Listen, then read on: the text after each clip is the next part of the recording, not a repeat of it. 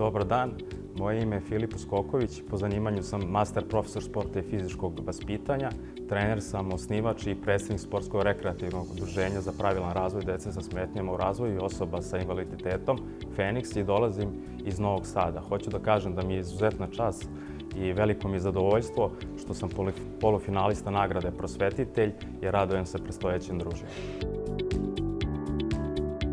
Predložila me majka jednog deteta koje je bilo učesnik projekta koji sam sproveo u Vrbasu, mom rodnom mestu, koji se zvao Školica sporta za decu sa smetnjama u razvoju Feniks i koji se održao 2013. i 2014. godine u Vrbasu.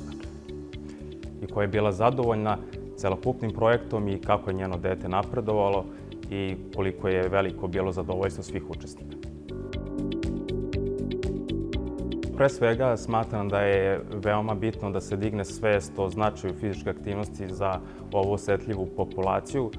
Prema podacima Svetske zdravstvene organizacije, oko 15% svetskog stanovništva čine osobe sa nekom vrstom invaliditeta. U Srbiji je tu i oko 8%, tako da, nažalost, je potreba velika, a svi znamo koliko je bitna fizička aktivnost, pre svega za psihofizički razvoj te dece i osoba sa invaliditetom, kako bi oni dostigli maksimalne potencijale i cilj je da im se olakša funkcionisanje i lakše uklapanje u društveni život. Smatram da bi trebalo da edukujemo, profilišemo nastavnike, odnosno profesore sporta i fizičkog vaspitanja, da se uvede predmet na osnovnim studijama, a ne da bude izborni predmet kako bi ti profesori zavoleli ovaj posao i edukovali se i počeli da rade sa tom decom.